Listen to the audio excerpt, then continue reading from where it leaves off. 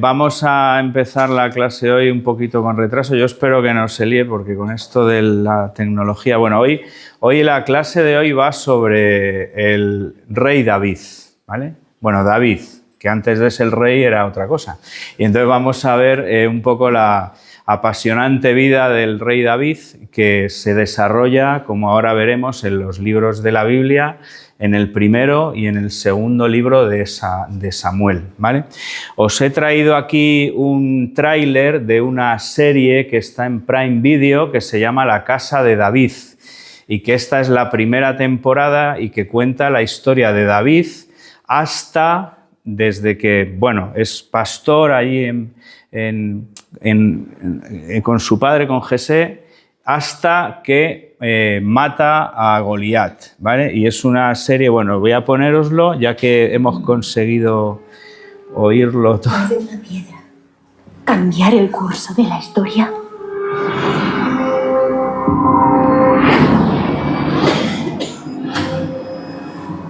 ¡Cobardes! ¡Todos vosotros, cobardes! ¡Goliat! ¿Se oye, no? ¿Sí? Un acto de rebeldía. Crear una leyenda. Os voy a contar la historia de David. Un humilde y joven pastor. ¿Por qué mis hermanos pueden luchar? Y yo estoy aquí. David, no estás hecho para la batalla. Un marginado que se convirtió en uno de los reyes más famosos de la historia. Dios no ve lo que ve el hombre. Él se fija en el corazón. Y tú tienes corazón de león.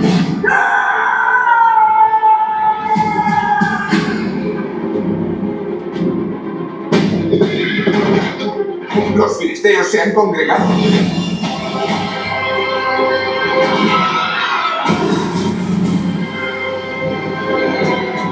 Vi la huella de una mano, más grande que una cesta de nieve. Tienen a un gigante. ¿Qué? Mi rey, yo me enfrentaré al gigante. Enfréntate a él con el mismo espíritu con el que entras aquí.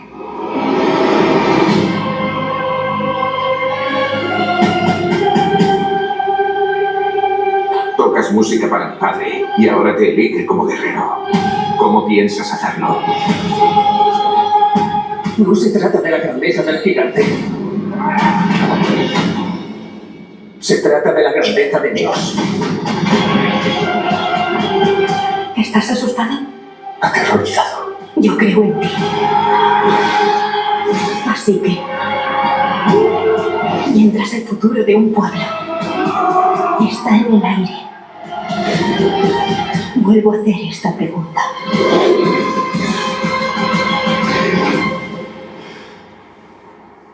¿Puede una piedra cambiar el curso de la historia?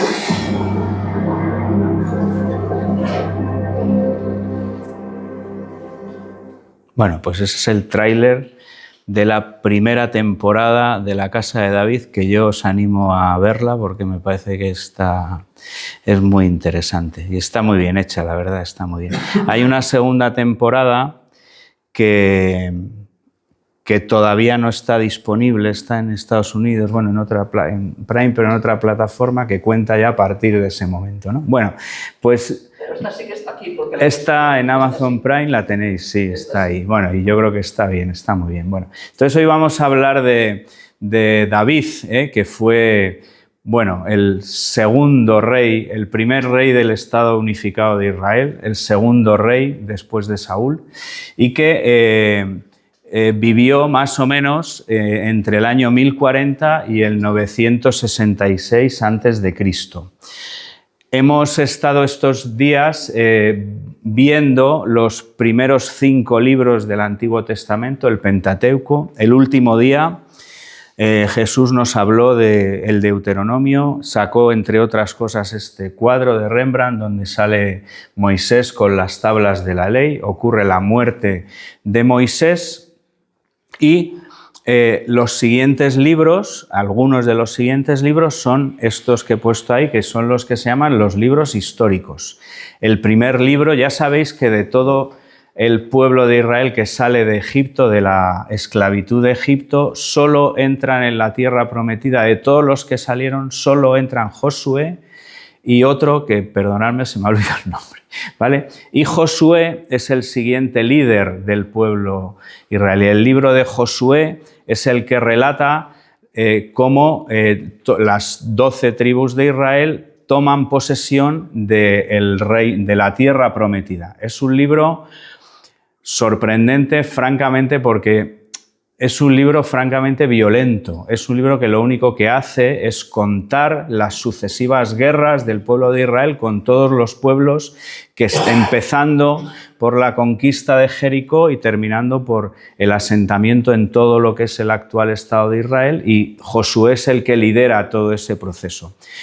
Posteriormente a Josué está el libro de los jueces, donde el pueblo no es un reino como tal, son tribus, y va habiendo profetas, jueces, que van de alguna manera marcando el camino de por dónde tiene que ir el pueblo y lo que tiene que hacer.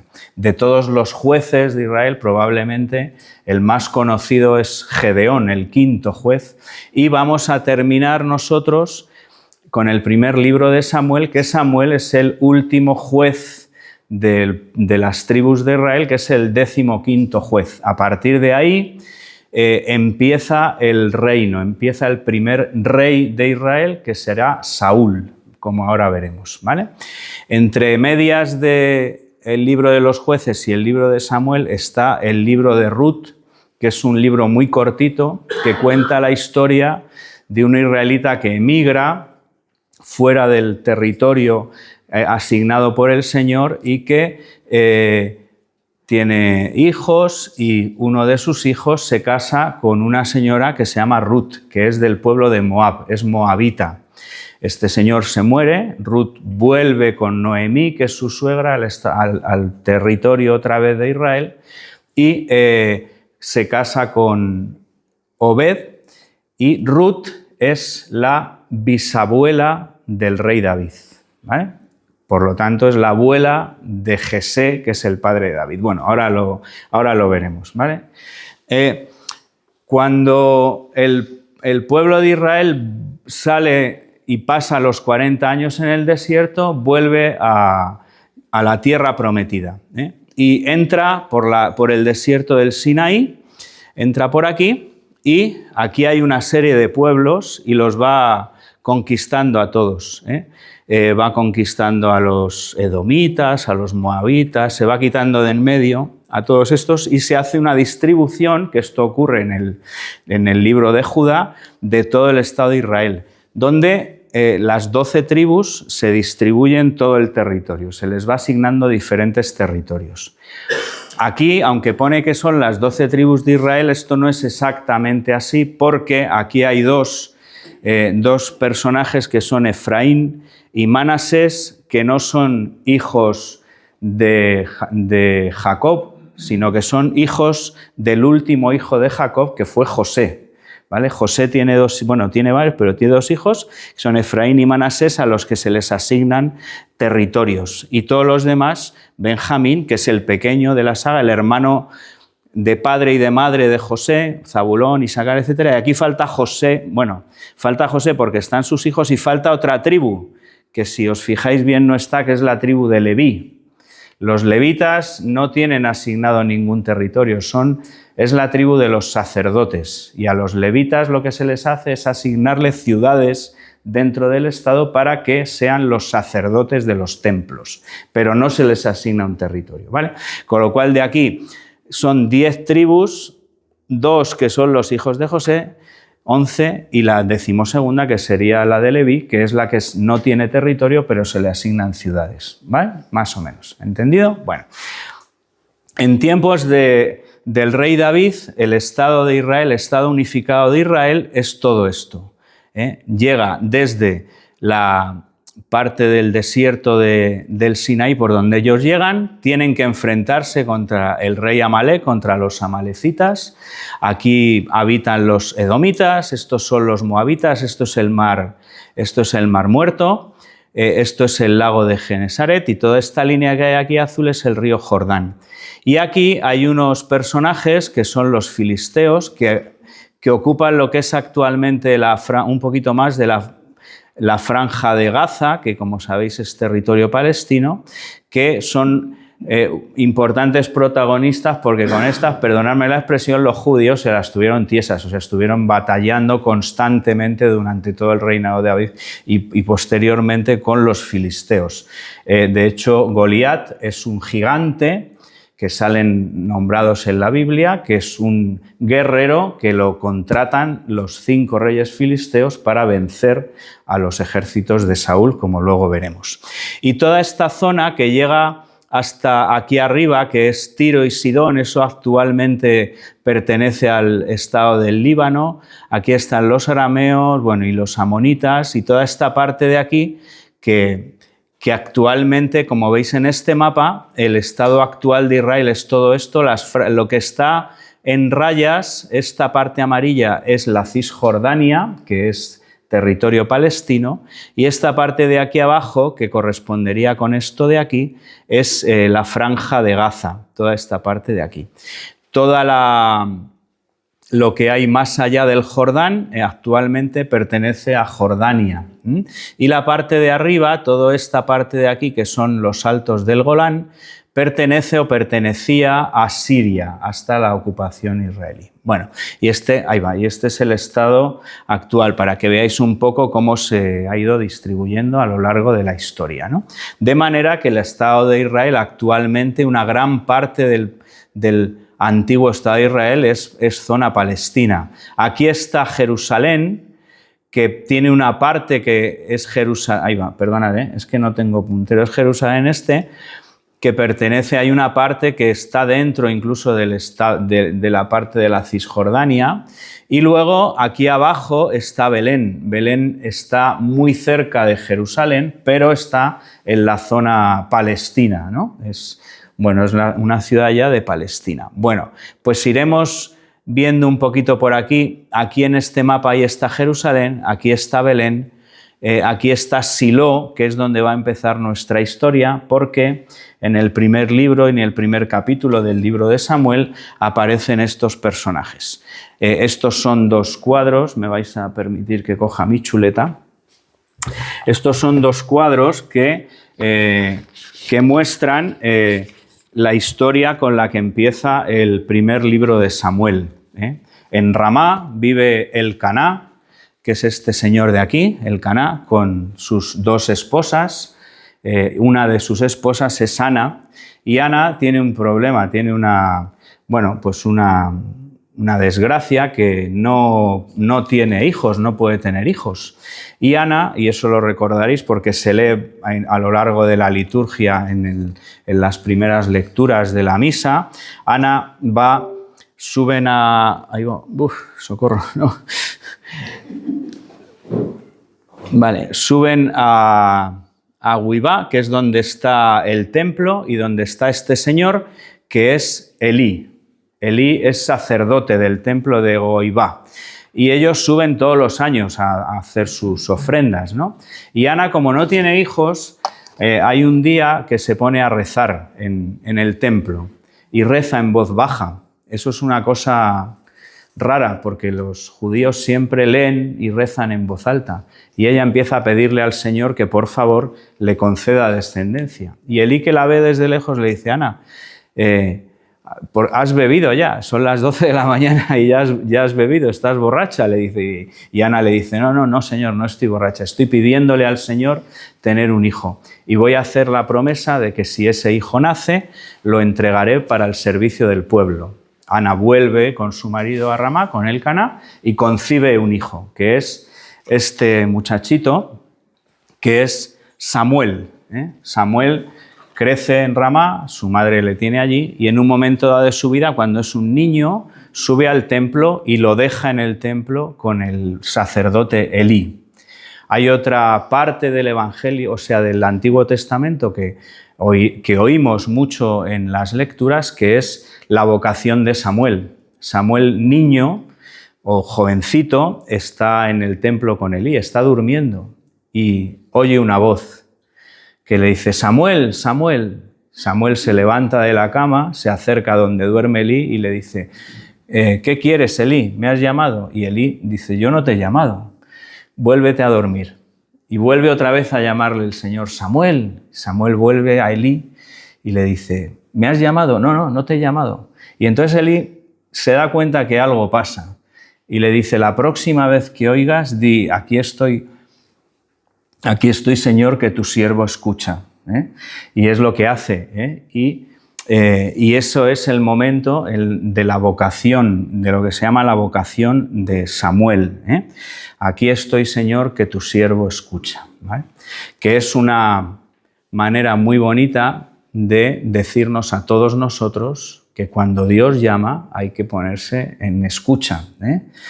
Que la oración no es tanto darle la tabarra a Dios y pedirle cosas, que es lo que solemos hacer porque es humano, sino escuchar lo que quiere de nosotros. Esa es la vocación de Samuel.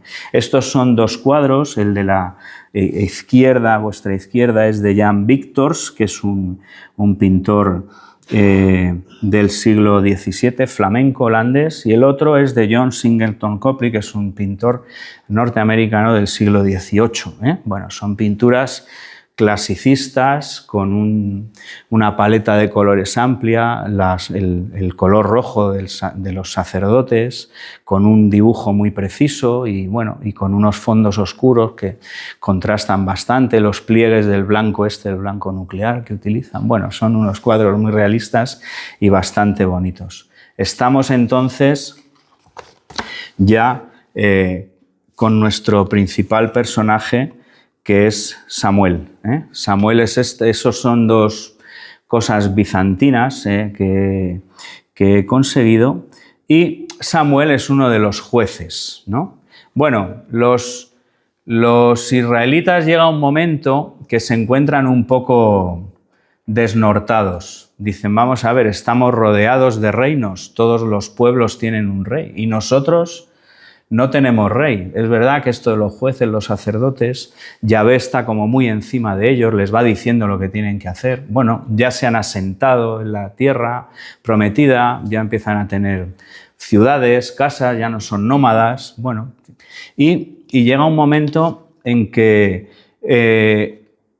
igual que los hijos de Elí no cumplieron adecuadamente su labor sacerdotal y por eso el Señor unge a Samuel como el nuevo sacerdote, los hijos de Samuel les pasa lo mismo, no hacen bien la función que Yahvé les encomienda. Y entonces los israelitas le dicen: Samuel, es que tus hijos no son buenos sacerdotes y tú te vas a morir. Y entonces necesitamos un rey, queremos a alguien que nos guíe. Y entonces Samuel habla con el Señor y le dice: me han pedido que les unja un rey. Yahvé se enfada, le dice: bueno, pues lo que vas a hacer es que les vas a ungir un rey, pero avísales que el rey, y eso sale en el capítulo 8 del primer libro de Samuel, que sepan que al rey le van a tener que pagar tributos, que sus hijos van a tener que servir en el ejército del rey, que sus hijas van a ser camareras del rey. Les da un poco todo lo que les va a pasar y aún así la gente dice: nómbranos un rey. Y en un momento determinado Samuel sube a una ciudad y el Señor le dice: el que yo te indique, a ese le tienes que ungir. Y se encuentra con Saúl, que es un señor de la tribu de Benjamín, bien parecido, grande, alto, y que habla con él en un momento determinado y le unge como rey, y los israelitas le aceptan como rey. Y es el rey Saúl, el primer rey del reino de Israel. Estos son dos cuadros, ahora veremos el cuadro de la izquierda con más detalle, y este es un cuadro de Rembrandt donde sale Saúl, y este que sale aquí tocando el arpa es David. Saúl es un rey que intenta cumplir los decretos de Yahvé, pero no lo consigue. Es un personaje que de alguna manera a lo largo del libro de Samuel se va viendo que tiene algún problema, o sea, cae en melancolías, pierde el norte, hay veces que no sabe quién es, bueno, hay veces que no lleva bien el gobierno, la guerra, bueno, parece, o por lo que da la sensación, ¿no?, que tiene algún problema mental, como al final iremos viendo. Y para combatir esos ataques de enajenación que le ocurren, pues a alguien de su entorno, probablemente a su hijo, a Jonatán, se le ocurre que hay que llevarle un músico a la corte, un poeta que le cante, que le relaje, Y entonces se enteran que hay un chaval que se llama David, que vive en Belén, que es el hijo de Jesé, el hijo pequeño de Jesé, y le llevan a la corte del rey Saúl. David es un pastor, es el hijo pequeño de Jesé, vive en Belén. Jesé, a ver, perdonadme que voy a ver, porque es que no quiero decir mal los nombres. Jesé es el hijo de Obed, Obed es hijo de Ruth, y como os he dicho antes, es el nieto de Ruth, la moabita, y es el que luego se habla en el Evangelio que el Señor, la estirpe del Señor que viene de David, es un brote de la rama, es un brote del árbol de Jesé, ¿vale?, que es este Señor, el padre de David.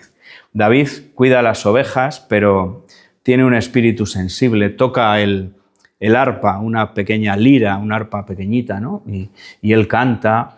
Este cuadro, que es de una pintora también norteamericana del siglo XVIII, Elizabeth Jane Garner, se ve a David con un cordero. Esto es una prefiguración del Cristo, ¿no?, del buen pastor, del Cordero de Dios, pero a la vez, si veis, está doblegando al león de Judá.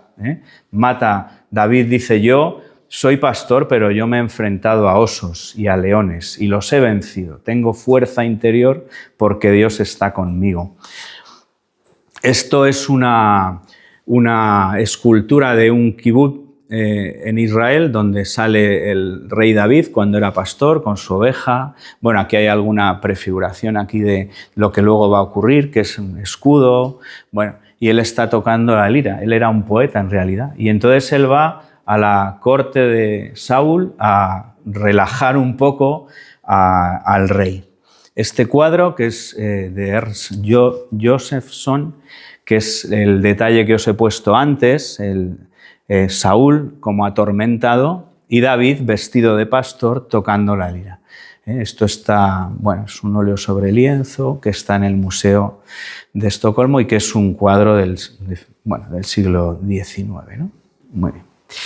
Bueno, pues ya tenemos un rey, que es Saúl, un rey un poco complicado, a Yahvé no le gusta mucho, Saúl no hace muy bien las cosas y aparece este personaje que es David. Y llega un momento en que Yahvé se comunica con Samuel y le dice: mira, Saúl no me convence, ¿no? O sea, todo el Antiguo Testamento hay personajes que hablan directamente con Dios. O sea, estos van haciendo las cosas, pero por lo que le va diciendo el Señor, le va diciendo Yahvé, ¿no? Y le dice: mira, no me gusta y te voy a enviar para que vayas a Belén, a casa de Jesé, y tienes que ungir al nuevo rey. Y Samuel se va para allá con su cayado, su barba, allí el hombre, mayor ya, bueno, y llega hasta Belén. Y esta es otra escena que leemos muchas veces en la misa, donde Samuel le va diciendo a Jesé: preséntame a tus hijos. Y empieza a presentarle a su hijo, y el Señor le dice: este no es, el siguiente. Bien parecidos, guerreros, eran luchadores, eran tipos... Y pasa a todos los hijos de Jesé, y el Señor le dice que no es ninguno. Y entonces Samuel le pregunta a Jesé: ¿te queda algún hijo? Dice: bueno, sí, tengo al pequeño, que lo tengo allí cuidando las ovejas y tal. dice, pues nada, manda a buscarle porque hasta que no venga no vamos a comer, ¿no? Que esto también es otra. Bueno, y entonces manda a buscar a David. David viene, es el pequeño, es un pastor, viene ahí el hombre pues, con sus ropajes de pastor, con su lira, pues, un poco despistado, tocando, y entonces él dice, este es, ¿no? Porque Dios no mira las apariencias humanas, mira al corazón, ¿eh? Eso ha salido en el tráiler que dice, Dios no mira, mira al corazón de los hombres. Y Samuel unge a David como nuevo rey de Israel, pero nadie lo sabe, nada más que ellos, ¿eh? Saúl sigue estando en su palacio, sigue siendo ahí, y David pues va de vez en cuando ahí a tocar la lira. Bueno, total, esto es una pintura de... Esto ya hemos hablado alguna vez de un pueblo de Siria, de Dura Europos, donde está la sinagoga más antigua que se conserva y la iglesia, la Domus Ecclesia, la iglesia doméstica más antigua del siglo II después de Cristo. Y esto es una pintura en la que se ve la unción de David por parte de Samuel. Ahí se ve el león de Judá y esto es una de las representaciones más antiguas que se conocen de la unción de David.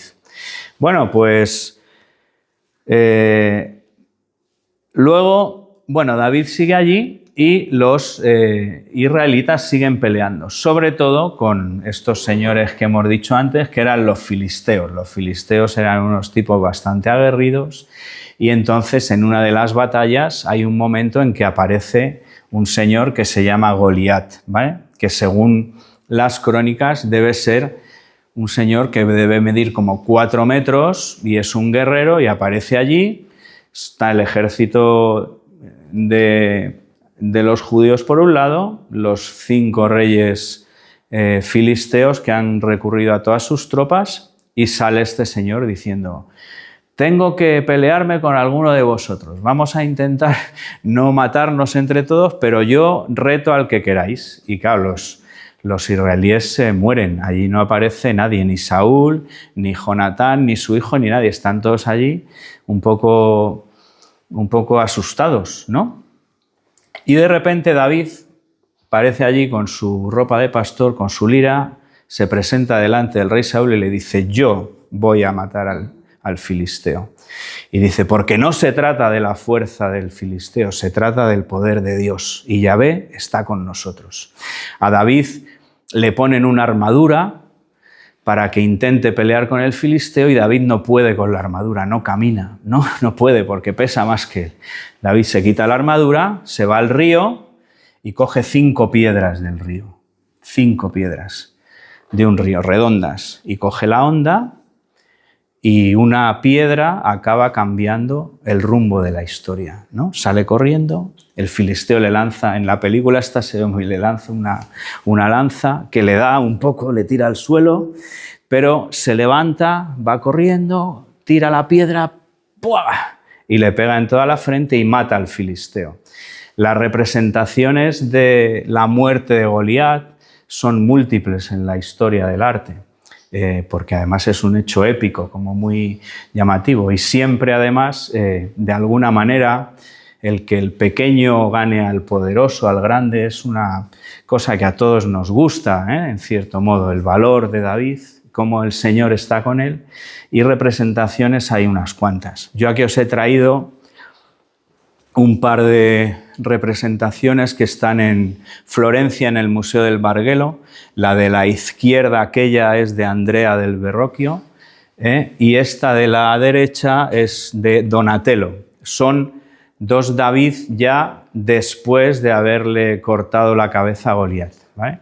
Una de ellas, que se ve una representación pues más o menos, podría ser más realista, y la de Donatello, que es como muy idealizada, con una figura un poco, si queréis, si me permitís, feminoide de David, ¿vale? Con un casco que puede recordar a Marte, a cierta deidad. Bueno, es una representación renacentista de David. El gran David que todos conocemos en la representación renacentista es el David de Miguel Ángel, que está en la Academia, en la Galería de la Academia de Florencia, que No sé si habéis ido a verlo, pero es una talla impresionante. Es muy grande, no sé, puede tener 4 metros, 5 metros de alto, ¿no? Está en un pedestal allí puesto al final de una galería. Esta escultura está hecha para tenerla en la Plaza Vieja de Florencia, en el exterior, pero la quitaron y lo que hay fuera es una réplica y el original es este. Como vimos el otro día con la representación del Moisés, Miguel Ángel es un gran conocedor de la anatomía humana. Miguel Ángel trabaja la piedra directamente, la pule, marca perfectamente las musculaturas. Sí que es verdad que en algunos momentos pierde las proporciones, ¿no? Y, por ejemplo, esta mano es una mano exageradamente grande para el resto de la proporción de la escultura. Y ahí David, como toda la escultura renacentista, es una escultura equilibrada, serena, tranquila. David está, lo que no lo vemos por detrás, pero lo que tiene con esta mano es la onda que cae por detrás de su espalda, ¿no? Él está como esperando, preparándose para la pelea, ¿no? Esto es escultura renacentista. Da calma, ahí no parece que David esté a punto de jugarse la vida. En esta, que es del Bernini, que está en la Galería Borghese de Roma, esto ya es barroco, esto ya es otra cosa.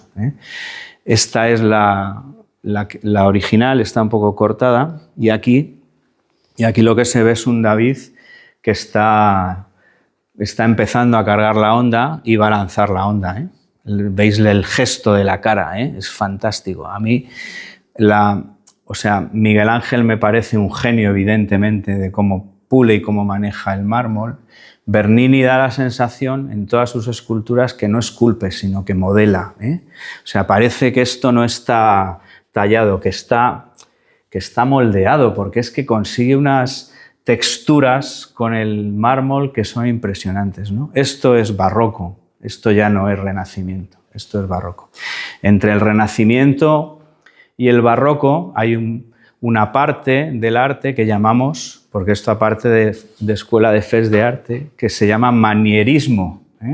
El manierismo es un periodo artístico que va entre el renacimiento y el barroco, que manierismo se refiere a la maniera, es la tercia maniera, o sea, es una manera nueva de ir haciendo la escultura. Los tres grandes iniciadores del cambio del Renacimiento al movimiento barroco, los tres grandes, se puede hablar, manieristas o iniciadores del manierismo, son Leonardo, Rafael, Miguel Ángel.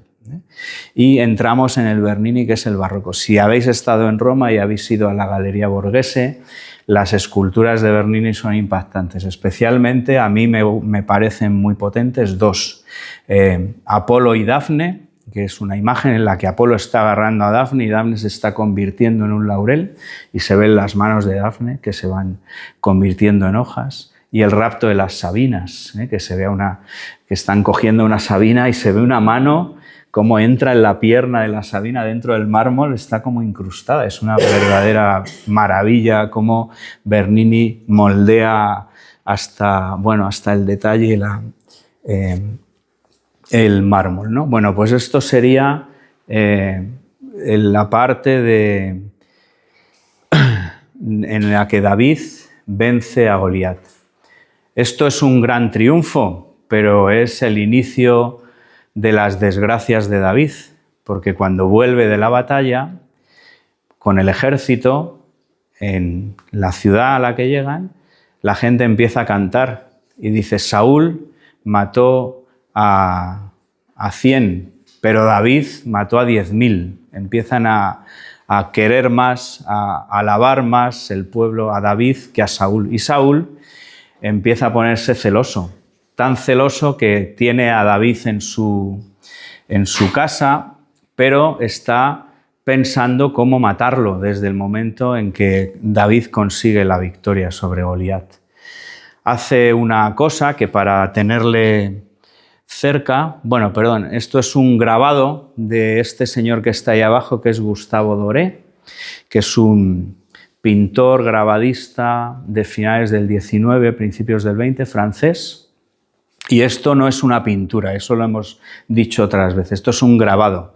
Los grabados se hacen esculpiendo sobre alguna superficie, madera, piedra, lo que sea, y encima se pone un papel, se pasa con tinta y lo que queda aquí reflejado no son pinceladas, son rayas de los grabados.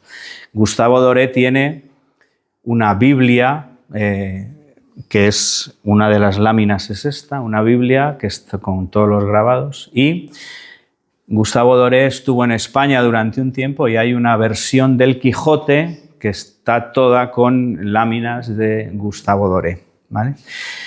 Si os gusta Madrid, bueno, un dato es una tontería, pero bueno, en la calle Santa Isabel, a la parte de atrás del mercado de Antón Martín, está la Filmoteca Nacional, que tiene una sala de cine que es la Sala Doré, ¿vale?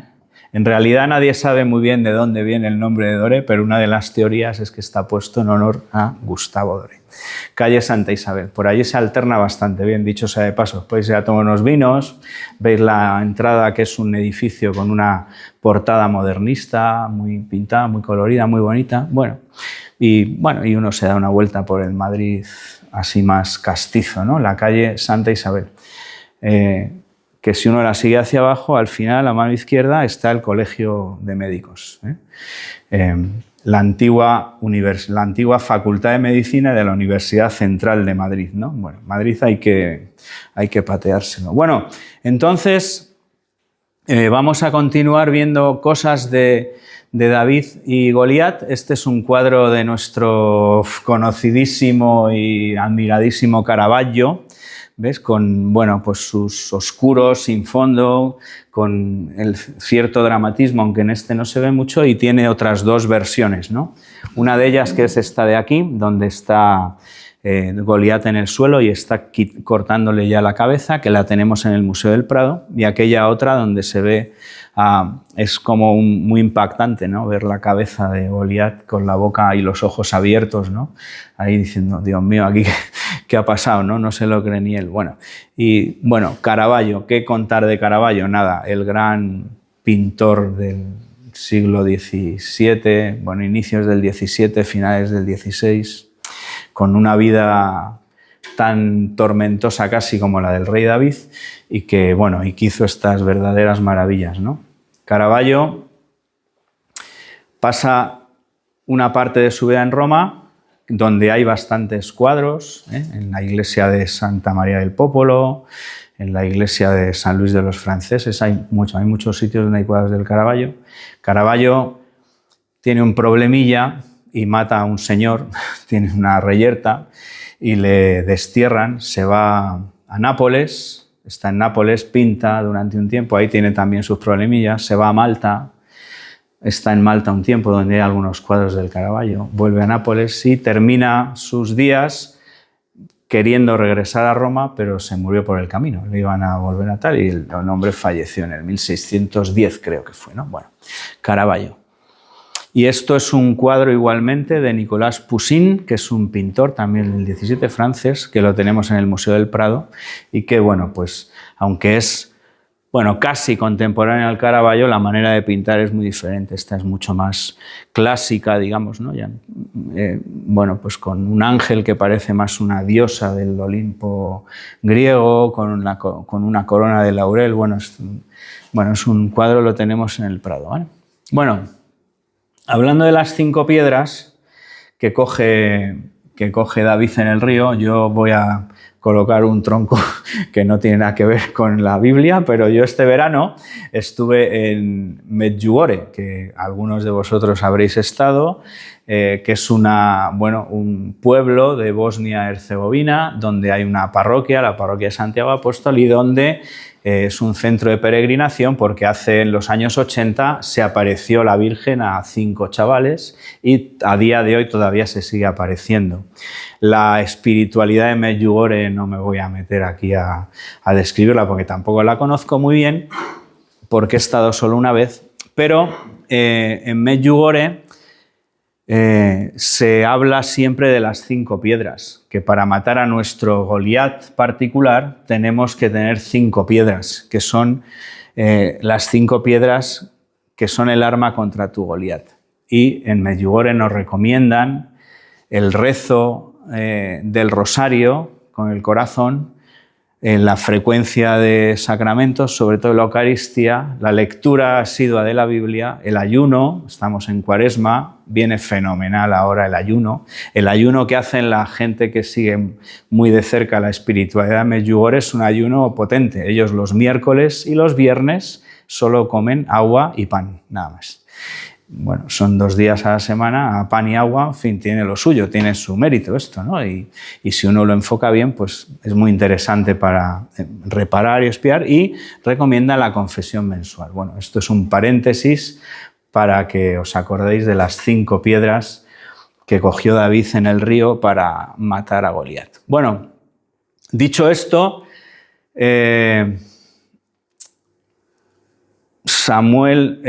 Saúl tiene a David en la corte, pero bueno, está que no quiere mucho, y para que no se vaya, de alguna manera le ofrece a su hija, ¿no? David está enamorado. En el tráiler que os he puesto hay una escena que se ve que le dice una chica a David en la tienda, ¿no? Le dice, ¿pero tienes miedo? Y dice David, estoy aterrorizado. Esa es Mical, que es una de las hijas de Saúl, con la que David se casa, porque están muy enamorados, ¿no? Y Mical de alguna manera la protege. Otro de los hijos de Saúl, que es Jonatán, es muy amigo de David y le quiere mucho y le protege, y no entiende cómo su padre pretende matarlo. Bueno, de alguna manera, tanto Jonatán como Mical le ayudan a que David en un momento dado tiene que irse del palacio de Saúl porque lo van a matar, y se va. Y ahí empieza un periodo complicado en el cual David está pues un poco nómada por todo el estado, por toda la zona de la tierra prometida, y hay gente que le sigue. Él hace batallas contra los filisteos, Saúl hace batidas para matar a David, le persigue. Hay otra escena bastante conocida que leemos en el Evangelio, que hay un momento dado en que Saúl vuelve de una batalla, pero está persiguiendo a David, y David está en una zona de cuevas con varios de sus seguidores, y Saúl entra en una cueva a hacer sus necesidades, porque aunque es un rey, pues tendrá que hacer el hombre sus cosas, ¿no? Y ahí está David escondido con su gente, y le dicen, hombre, Dios, Yahvé te ha puesto a Saúl a tiro, mátalo ya, porque te va a matar él a ti. Pero David dice, yo no puedo matar al ungido del Señor, Saúl es mi rey, y entonces llega por detrás y le corta un trozo del manto, ¡pin!, y se queda con un trozo del manto. Y cuando Saúl sale de la cueva, David sale corriendo detrás de él, mi rey, hoy Yahvé me ha puesto en tus manos, tengo aquí un trozo de tu túnica, pero yo, sí, te ha puesto en mis manos, pero tengo un trozo de tu túnica porque yo quiero serte fiel. Saúl le perdona, vuelve al palacio, pero las cosas en general no van bien. Y Saúl vuelve otra vez a querer matar a David. Bueno, y ya Saúl se está volviendo un poco loco. Bueno, durante todo este periodo en que David está fuera de palacio, está con seguidores, bueno, pues David tiene un periplo, va por ciertas ciudades, etc. Y una cosa que ocurre y que resulta curiosa es que David se ha casado con Mical. Cuando él se va, Saúl le da Mical a Paltiel, se llama, a otro señor, pero David coge esposas por donde va yendo, de manera que a lo largo de este tiempo a David se le reconocen 8 esposas. Y aquí pone, un número incontable no nombradas de concubinas. O sea, David tiene 8 esposas y por lo menos hijos que salgan cuando él está en Hebrón, en la en la Biblia tiene como 20 hijos, David, durante todo este periodo, ¿vale? Este cuadro es un cuadro de David desde James Tissot, que yo os he enseñado alguna vez cuadros sobre todo del Antiguo Egipto, etcétera, de un pintor británico que es Tissot, y este es David ya, bueno, ahí le pintan mayor, yo creo que no era tan mayor, con una de sus esposas que fue Abigail. Abigail era esposa de un señor que se llamaba Nabal. David hay un momento en que pide ayuda a Nabal porque le están persiguiendo, porque necesita y Nabal es un tipo que no quiere saber nada de David, le menosprecia, le echa fuera, y Abigail, que es la mujer de Nabal, va a David para pedirle perdón, ofrecerle lo que necesita para sus hombres, etcétera, etcétera. Y en un momento dado Nabal, en un banquete que está en su casa, pues le sienta mal el vino y se muere después de una juerga, de un banquete que tiene allí, y Abigail se casa con David, ¿no? Bueno, y aquí viene un poco todo, es que no lo tengo aquí delante, me cuesta un poco verlo desde aquí, y estas son las esposas de David, Mical, que es la hija de Saúl, con la que no tiene descendencia, y Abigail, que tiene a Daniel, y luego Macá, que tiene a dos hijos, un hijo y una hija, que son Absalón y Tamar, y ahora veremos cómo cuando David llega un momento en que Saúl se muere y David toma ya posesión de la corona del Israel unificado, porque David está 7 años siendo rey de Hebrón, y luego está 33 años siendo rey del reino de Israel unificado. Reinó durante 40 años. Y ahora os contaré el episodio que también es muy conocido que tiene David con Betsabé, que es madre de varios hijos, pero el más relevante, como ahora veremos al final, fue Salomón. ¿Vale? Bueno, y luego también los hijos de David tuvieron sus historias, ¿no? Tuvieron sus rencillas. Me parece que fue Amnón, forzó a Tamar, que era su hermanastra por parte de padre. Absalón se enfadó, mató a Amón. Bueno, aquí hay un jaleo un poco complicado con el tema de la parentela y de las descendencias, pero esta es la realidad que se narra en la Biblia, no tiene más, ¿no? Bueno, David cuando vuelve al palacio y ya es nombrado rey, ha muerto Saúl, ha muerto Jonatán en una de las batallas contra los filisteos, que era su gran aliado dentro del palacio, uno de los hijos de Saúl, y él vuelve ya como rey.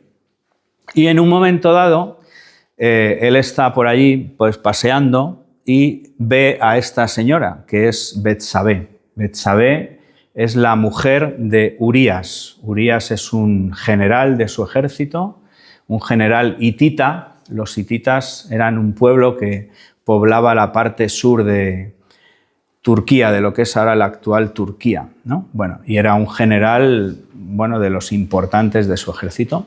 Pero David, que lo veis aquí arriba, se asoma a la ventana y ve a Betsabé bañándose y bueno, iba a decir se enamora, yo creo que más que se enamora se encapricha de Betsabé, ¿no? Y esto es un cuadro de Jerome, que es un pintor de finales del siglo XIX, principios del XX, que bueno, es un pintor que se encuadra dentro de lo que es el clasicismo pictórico. Como veis, es una pintura muy detallista, donde cuida muy bien el dibujo, pero que, bueno, me voy a tirar a la piscina, a lo mejor esto que digo no es verdad, pero que como veis al fondo empieza a utilizar colores muy vivos, naranjas, paletadas, no hace dibujo. Esto empieza a recordar un poco a lo que luego van a hacer los impresionistas, con el impresionismo, que como bien sabéis es un movimiento que empieza a principios del siglo XX, ¿no? Cuando este señor ya está a punto de terminar. Contrasta mucho el detalle de las plantas o del cuerpo del desnudo femenino, que lo trabaja Jerome muy bien, y la parte final, que es como un esfumato, pero es con unos colores muy tenues, un amanecer, un atardecer, no sabemos, ¿no?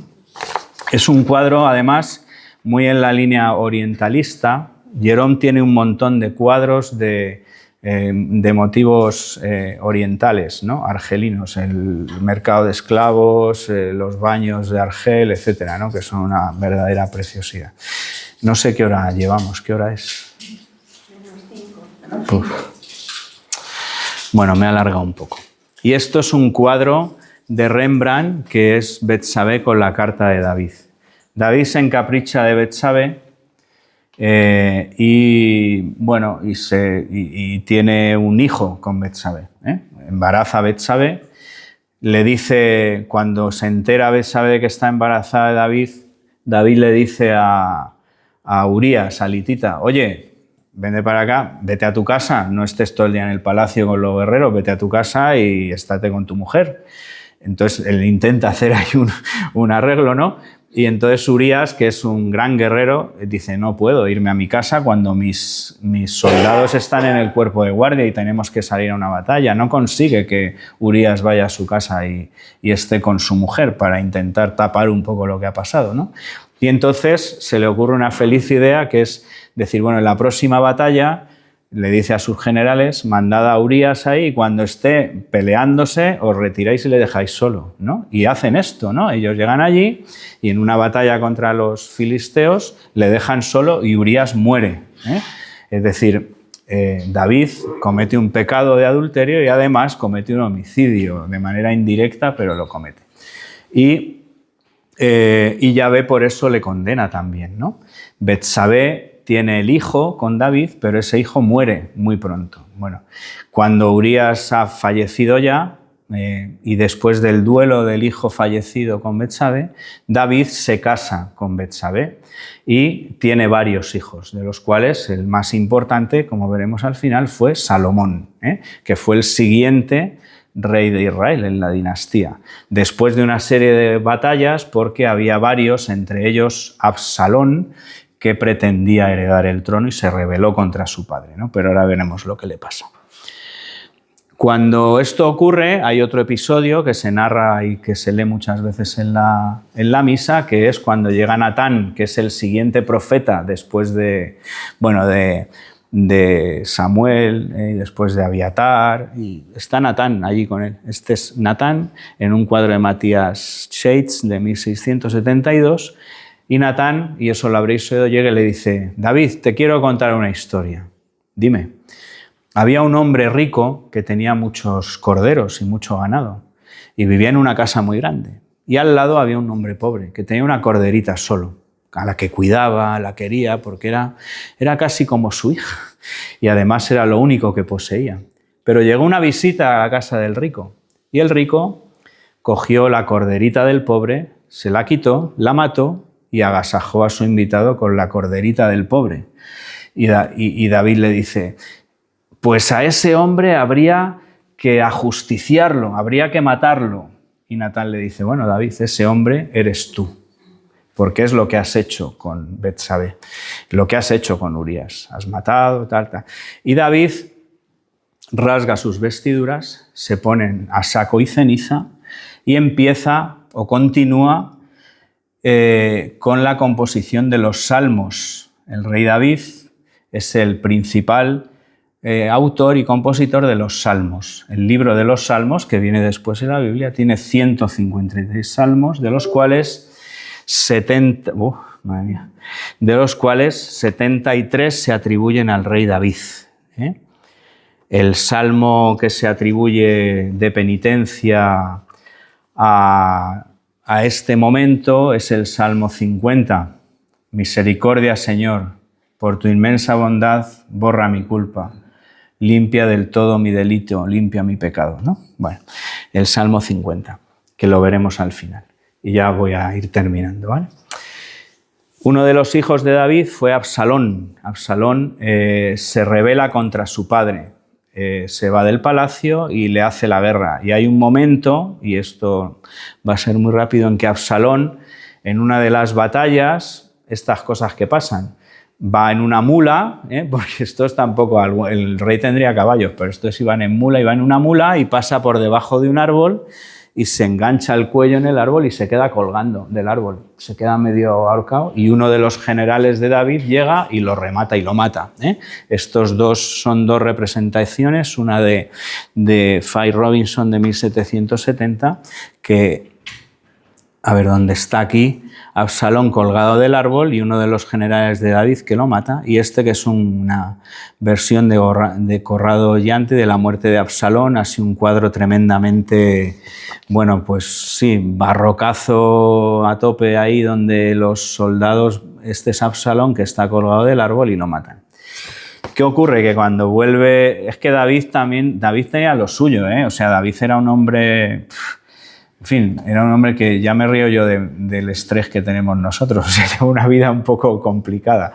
Cuando vuelve el general diciéndole, Yahvé ha tenido misericordia de ti, David, porque Absalón se ha colgado de un árbol y lo hemos matado. Y entonces David se pone a llorar, Absalón, hijo mío, Absalón, hijo mío, Absalón, y le dice a sus guardias, a este que ha matado a mi hijo Absalón, os lo cargáis también, y lo ajustician. O sea, que este era el nivel, ¿no? O sea, ¿sabes? Entonces, bueno, el hombre va ahí como que por fin hemos ganado y tal, y entonces muere también. Bueno, ya voy a ir terminando. Aquí hay unas cuantas representaciones de David rey. Esta está en la Basílica de Santa María la Mayor de Roma, en una de las capillas de Santa María la Mayor, que se ve al rey David con sus atributos de rey. Esto es un monumento al rey David en Monte Sión de Jerusalén, que es donde está la tumba del rey David. La tumba de David está debajo de la iglesia del cenáculo, en una sinagoga que está en el Monte Sión de Jerusalén. Y estos son representaciones del rey David músico, ahí con violines, aquí con una lira. Los salmos son el libro del Salterio, hay salmos que son himnos, súplicas, salmos de acción de gracias, salmos reales, y 73 salmos se atribuyen al rey David. Aquello que hay allí es una representación de los escribanos, el rey David y los escribas que van escribiendo los salmos, una talla en marfil, y hay varios salmos muy conocidos. Uno de ellos es el Salmo 22, que es el salmo mesiánico, cuando Cristo está en la cruz y va a morir, dice Elí, Elí, lama sabactaní, ¿vale? Que es el inicio del Salmo 22, que ya estaba vaticinado que el Mesías, cuando fuera a morir, iba a recitar el Salmo 22. Dios mío, ¿por qué me has abandonado? ¿Por qué estás tan lejos? Ayúdame. Y de las palabras mi rugido, Dios, lloro durante el día. Es el Salmo 22, que es el Salmo mesiánico. Este es el conocidísimo y famosísimo Cristo de Velázquez, que tenemos en el Museo del Prado. Hay otro salmo muy conocido, el Señor es mi pastor, nada me falta, en verdes praderas me hace recostar, me conduce hacia fuentes tranquilas, repara mis fuerzas. Yo tenía un amigo que ya falleció, un padre de unos amigos míos, que era Ramón, y Ramón siempre que le saludabas, ¿qué tal Ramón? ¿Cómo estás? Ramón siempre contestaba, el Señor es mi pastor. Bueno, nada me falta, al Señor hay que pedirle ayuda por las cosas, saber que Él nos quiere, por lo que nos da, por lo que no nos da, por lo que nos quita, pero es el Señor de la vida, de la muerte y de todo, y de la historia. El Salmo 50, ahí se ve otra representación, otro cuadro de Natán reprobando a David su mala acción, y este es el Salmo 50. Misericordia, Dios mío, por tu bondad, por tu inmensa compasión, borra mi culpa, lava del todo mi delito, limpia mi pecado. Que es un salmo que recitan los sacerdotes en los oficios de Viernes Santo. La liturgia de Viernes Santo empieza con los sacerdotes salen delante del altar y se tumban con la boca en el suelo, se tumban, o en brazos en cruz, delante del altar. Se supone que cuando están tumbados un rato y ninguno dice nada, lo que están haciendo es recitar el Salmo 50, pidiendo al Señor misericordia. Esta es la tumba del rey David. que está donde os he dicho. Y esta es la última diapositiva. Esta es la iglesia de Santa Eulalia en Paredes de Nava de Palencia, donde hay un retablo, todo obra de un pintor español del barroco, de Pedro Berruguete, que no es Alonso de Berruguete, el imaginero, es Pedro Berruguete. Y en esta parte del retablo, esta parte de abajo que se llama la predela, están los reyes de Israel. Este es el rey David, este es el rey David y este es el rey Salomón, que es el que le sucede en el trono, pero que ya es objeto de otra clase, ¿vale? Pues yo por mi parte, muchas gracias y hemos terminado.